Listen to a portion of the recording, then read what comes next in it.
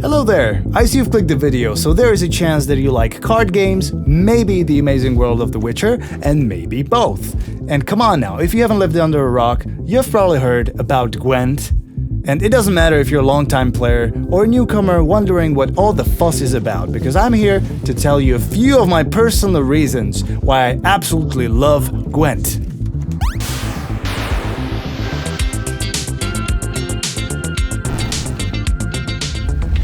Let me also welcome you to Reptology, a nerd-friendly channel for every proud gamer who's not afraid to show it. My name is Rob, and I also stream on Twitch, and I'm elsewhere on the internet, so, subscribe, follow, all that stuff. Do what you want, it's your life. But first, I'm gonna start by quickly running down the basics of the game, and then I'm gonna talk about my own reasons for liking it. GWENT is a free-to-play turn-based card game between two players, with each game taking 3 rounds. Each player must play 1 card each turn from a deck of at least 25 cards. Each deck belongs to a faction that offers different playstyles. Each faction has different leaders, who each have individual abilities. GWENT first appeared as a minigame in the world-renowned RPG, The Witcher 3 Wild Hunt. It quickly became a fan favorite, and in October 2018, a fully fledged, standalone version was officially released. Now, I think I should say that I got into the game around October 2019, so I have no idea how much of a struggle the game went through during the first year, even though I've heard some stories. And I also don't have a lot of experience with other card games, but I was fairly addicted to Hearthstone for a very long time. And that is going to be my main point of reference and object of many comparisons, I guess. Now, don't get me wrong, I don't dare judge if Hearthstone or GWENT is better. It's just that I personally really enjoy GWENT much more. Number 1 reason is convenience. Now, this one probably goes for most card games in general. I can't always start playing a game and invest half a day into it. I love to, sure, but for those days when I'm just not feeling it or don't have the time, GWENT is a wonderful choice for short gaming sessions. Hop in for a round or 2? Sure. Get humiliated in the first game and rage quit? Absolutely. Get on a crazy win streak, start building a new deck, unlock a bunch of new golden cards, forget that I didn't have much time to begin with, and play for a bunch of hours only to regret it later? Hell yeah! It also helps that you can play on the go on your phone, since the game is on iOS and soon to be on Android devices. Too bad it wasn't at launch already, because I think that would have helped get more people into the game, since it really is an ideal game to play while waiting for vendor to open or fast travel on Roach. That's a girl's horse. You knew that, right? Anyways. Number 2, the art and visuals. I am completely aware that this one is mostly subjective, but it is a big reason I keep coming back for more. The art on every card is absolutely fucking awesome. There is something thought-provoking behind every card. I often find myself forgetting to play my turn because I can't stop staring at that amazing animated golden card for too long. And totally not because of this. In all seriousness, this game is freaking beautiful. I love reading the card descriptions and then looking up the lore behind them. Some cards make you really happy, if you know what I mean, and some can make you really uncomfortable. Some are just beautiful, others just beautifully disgusting and a bit disturbing maybe. Yeah, I also really like GWENT because it's pretty. Number 3. Meaningful rewards and little to no cash grab. See, this one is pretty big.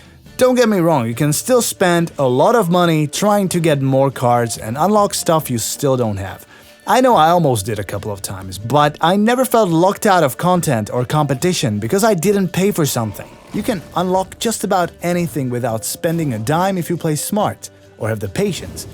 For playing, you are rewarded scraps to craft new cards. You get ore to buy new card kegs, which again result in more cards. But you also get keys, so you can go and unlock stuff in your reward book. That lets you as a player decide what you want to chase after. More scraps for cards, more ore for kegs, or maybe you just want to get a pretty skin for your leader, an avatar, border, or title. Sure, a few of them can only be obtained with real money. Looking at you, oh fairy princess. But most of them are not. Not to mention that you unlock some nice lore entries in the rewards too. And yeah, you get even more by completing dailies and challenges, but you don't have to grind them to be viable. As a result of this, I was able to build a pretty strong and competitive deck within a few days of playing. I never blamed the game for not giving me good enough cards. Which leads me to number 4. Game mechanics and the all not that mighty RNG. You may call me a noob who can't even count the stripes on a zebra, which very well might be true, but when I used to play Hearthstone, I couldn't stop feeling pissed about the RNG. It just always felt like the main driving force behind almost every game and got even worse with the expansions. Sure, you could always adjust your deck and hope for the best picks, but Hearthstone games can still be decided in a few lucky or unlucky rounds. What ended up happening was that I felt like I was losing to things beyond my control, and that made me angry. Now, when I got into Gwent, I felt a bit overwhelmed at first. Yeah, there is a bit of a learning curve, but once you overcome the basics, you and only you, well, mostly, are the master of your deck. You have a lot of big choices to make and a bunch of little things to decide, and yeah, you will fuck up. A lot. But ultimately, I was always mad at myself for making a bad play. And that is wonderful because I am learning how to react and how to counter my opponents as I fail. And with the right deck, I usually possess the tools to do so. In all honesty, some things still confuse me sometimes, like why the hell does Purify not only cure poison, but also removes opponent's unit's shield, or why my unit with immunity just got hit by Igni. Yeah, Gwent is maybe a bit quirky at times, and some slightly unclear descriptions had me wondering if it's a me problem or just a bug. But all in all, the 2-row layout, 3-round mechanic, and a system that is not based on mana points really let me have fun with different synergies, combos, and factions. Speaking of factions, let's now talk about reason number 5, the variety. So the card games usually get a little repetitive. Some decks are just objectively better than others, and you will see certain cards all the time, yeah. In Gwent, that happens too. But here's the deal, there are 6 factions in Gwent, each with 6 unique abilities that will usually lay down a foundation of your deck. Each faction has a lot of their own cards that have some unique mechanics. See, like monsters get Death Wish that triggers an effect when unit dies. They thrive when you let them swarm up. Squattail live in harmony, so if you combine them wisely, they get stronger. Nilfgaardian units use Assimilation. Syndicate generate and use coins as currency. Northern Realms use Inspiration among their ranks, and Skellige units go berserk. Oh boy, there's so much mojo in each faction, plus you can always use a lot of neutral cards that bring new flavor and spice into the mix. Does it introduce balance issues? Sure. But oh my god, it's so much fun. Even if you just copy a meta deck that you found on a website, it still takes time and experience to learn how to utilize it properly.